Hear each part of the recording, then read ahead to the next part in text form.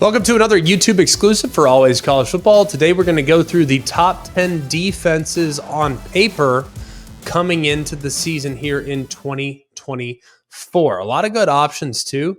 It is a little bit hard nowadays. At least I've noticed. It's easier to pick individual specific players and rank them, even though that's also incredibly challenging. But it's a whole heck of a lot harder to rank units, because ranking units in the midst of the transfer portal era is incredibly difficult, and this thing could be outdated in about 5 seconds. But we'll try it anyways. We will start at number 10. The Nebraska Cornhuskers come in at number 10. They were borderline top 10 last year in both scoring defense and total defense, but that was in Matt Rule's first season. And coordinator Tony White, this group should be a whole heck of a lot better this upcoming season. Now, if you look at some of the players, Gifford being back in the secondary is tremendous. First player to register 80 or more tackles since 2014, a season ago. The defense always gave themselves a chance. Now, that happened despite the offense being atrocious for the most part and having nonstop turnovers. And I happen to think when you look at this, they brought back nearly, 30 players who either started or played significant snaps on defense last year. So this is one of the most experienced units in the Big Ten, and I'm banking on the offense being a little bit better, which would only help the defense and Matt Rule's second year there in Lincoln, Nebraska. We'll go next and taking a little bit of a roll of the dice here, but just basing it on the personnel from a year ago. It's going to be impossible to replace the Big 12 Defensive Player of the Year and first-round pick Byron Murphy and Tavondre Sweat. It's going to be impossible for the Texas Longhorns to do that. It's also going to be very difficult for them to replace Jalen Ford and a handful of others. But they made a strong push in the transfer portal. They add Trey Moore from UT San Antonio. They add Andrew Makuba from Clemson. You bring in linebacker Kendrick Blackshire from Alabama and a few others. You have some short-term question marks as well. But you look at what they have defensively at defensive tackle. That's the biggest question mark, knowing who departed. Alfred Collins, Vernon Broughton, they're in and they're seniors. You also have younger players like Sadir Mitchell, who's a top overall national recruit a couple years ago, and the edges of the defense might actually be a strength. We mentioned Trey Moore already, who set the record last year at UTSA with 14 sacks, but they also have Barron Sorrell, who I think was the unsung hero of the front last year, and Ethan Burke off the edge as well. Ford's departure is going to put a little bit more on Anthony Hill, but we know that Anthony Hill should be ready to handle that load alongside the veteran David Benda and Maurice Blackwell. So very optimistic about Texas. Their issue was in the back end last year, and a lot of those guys in the back end at the end of the season were freshmen. That means they're heading into their second season. Texas, I think, I'm rolling the dice here. I think their defense is going to be pretty dang sporty, assuming they can figure out things there along the defensive line. Moving in at number 8. And this one I feel like should maybe make a case that it should be a little bit higher. Maybe. Now, it's not a guarantee, but I do think Clemson is poised to take a significant step this year. They do lose Jeremiah Trotter, and they will miss him drastically, but you bring back 8 starters on the defense, and yeah, they miss a couple guys, for sure. They'll miss Nate Wiggins. They'll miss Jeremiah Trotter. Those guys are difficult to replace. Nate Wiggins at corner, who ended up being a first-round pick of the Baltimore Ravens. But some of their best players from a year ago were freshmen. I think that's a pretty significant step up.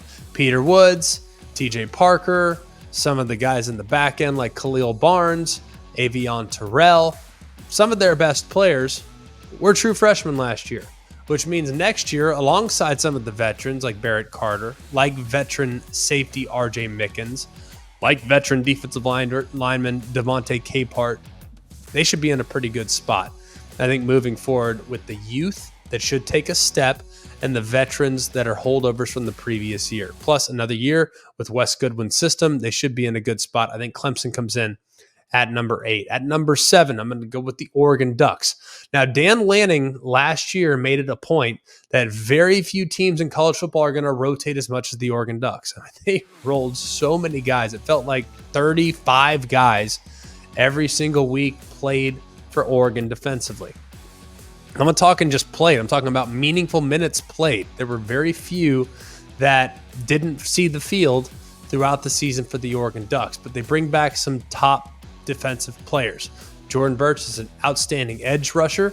They will miss Brandon Dorless along the defensive line, but they did add a couple of solid pieces there, both in the recruiting class and in the transfer portal. They have a couple, I think, of really, really high-level players along the defensive line that are going into their second year. Much like we just talked about with the Clemson Tigers, I get the sense that second-year players is when you make a big leap. So I think Oregon coming in at number 7. And you look at some of the teams, and we'll get to them in a minute, the Big Ten is not necessarily going to be a league that's going to light you up with a ton of high-end scoring potential. That's why I think when you look at the Big Ten numbers traditionally, the defense has been at or near the top because there aren't as many explosive offenses in the Big Ten, so that might benefit Oregon when they move into this upcoming new league. At number 6, I'm going with the Alabama Crimson Tide. And while it's going to be a little bit of a new look secondary, I think some of their additions, I think it makes a lot of people feel a lot better about what things transpired after so many departed there in the beginning of January when Nick Saban decided to retire. Malachi Moore is back. He'll play safety. They also added Keon Sabb from Michigan, who they are very excited about. And they added Damani Jackson at corner from USC. And they're very excited about him as well. So they feel really good about 3 spots in the back end defensively. Still trying to figure out the other 2 spots right now between the nickel spot and the outside. But I think they have done a pretty good job of going out and adding high-level freshmen like Xavier Mincy, Xavier Brown, and Jalen Mbakwe. Those guys are all really talented. They're just young. Still, I think they feel pretty good about some of the pieces that are going to be stepping in. They like some of the additions they've made in the portal here in the most recent cycle. There is also some question marks at linebacker, but I think the frontline starters in Jihad Campbell and Deontay Lawson are 2 of the best tandem. It might be as good a tandem as you'll find in the entire Southeastern Conference at the off-the-ball linebacker spot. The big question mark is along the defensive line. They're in the middle. They've had some ups and downs at that spot in the past, but it does feel like Jaheim Otis, when he's healthy, they have a chance to be really good. Jamarion Lathan, Damon Payne, a lot of guys that are kind of ready for their opportunity. Tim Keenum would be another guy as well, and I think they feel really good about the edges of the defense and the versatility along the edges of the defense. I think they're going to have some war daddies on the edges. Just telling you right now, they're going to have some war daddies on the edges. You might not know their names just yet, but I feel really good about the pieces and the versatility that they have on the edges. But the interior defensive line outside of Jaheim Otis will be the biggest question mark for new defensive coordinator Kane Womack. But I think they feel pretty good about it for all intents and purposes. Let's go next to number 5, the Georgia Bulldogs. Now, Georgia looked a little unrecognizable last year defensively at times. Games against Georgia Tech, games against Missouri, games against Alabama. They got gashed quite a bit. Good news is they have Malachi Starks back in the back end. That's huge. They will miss Javon Bullard. They will miss Kamari Lassiter, but the secondary should be pretty good, especially with the addition of KJ Bolden, who's one of the 4 5-star freshmen that enrolled early this year for the Georgia Bulldogs. Now, will they immediately step right in to become a starter? That's TBD. Will Georgia resemble the Georgia defense of 2021 and 2022? That I'm not 100% sure on, but I do feel like that group collectively has a chance to be better. The biggest question is the edges of the defense. And with Mykel Williams being 100% healthy, that's going to help an awful lot. But the edges of the defense were really inconsistent last year. That is not what I expect from Georgia this year. They have a couple of second-year off-the-ball linebackers that I think they feel really good about, and collectively their depth, they won't miss a beat in the event in which a guy gets banged up at some point along the way. Let's go to number 4, the Notre Dame Fighting Irish. Bring back a lot of great players in the back end. I mean, a lot of great players in the back end. Xavier Watts, Jack Kaiser. You look at a lot of great players that are coming in the back 7 defensively. I think they're very, very excited about it. You got Jaden Mickey, who I think has a chance to be excellent. Benjamin Morrison, one of the top corners in the country. I feel great about what they have in the back end. And I think I feel great about what they have in the second level. I feel like Snead is going to be excellent there at the second level defensively at linebacker. And then you look at some of the other pieces, what they have in the front. Yeah, there's a couple guys that are tough to replace along the edges, but you have 2 defensive tackles that are an absolute handful.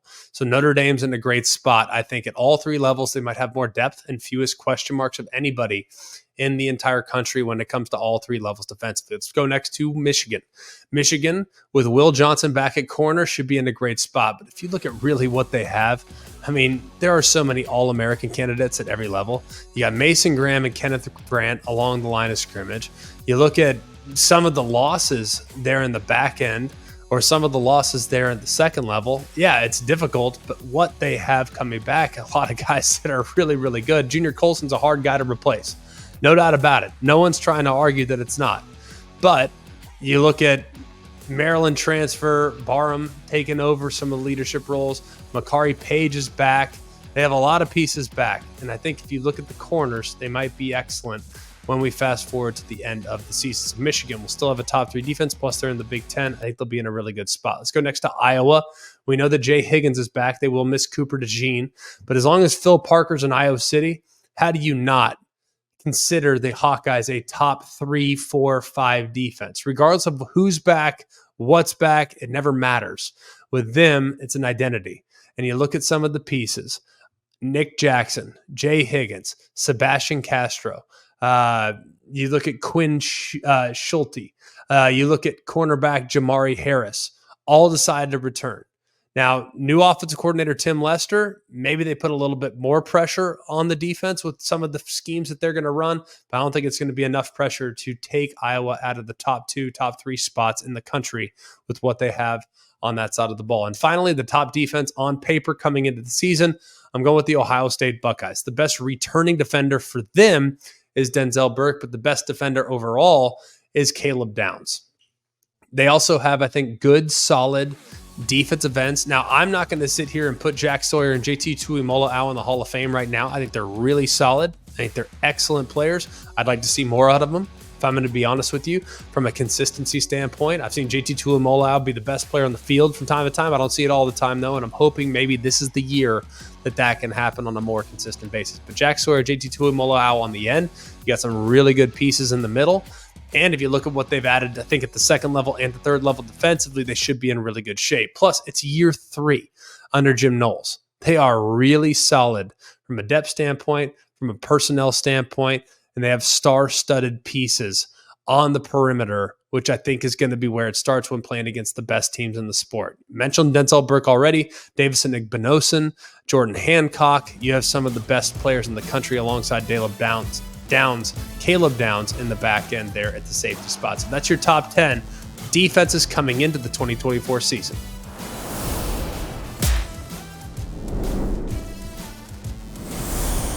Hey guys, it's Greg McElroy. Thanks for watching Always College Football. Make sure you like, rate, and subscribe to ESPN's YouTube channel and wherever you listen to your podcasts.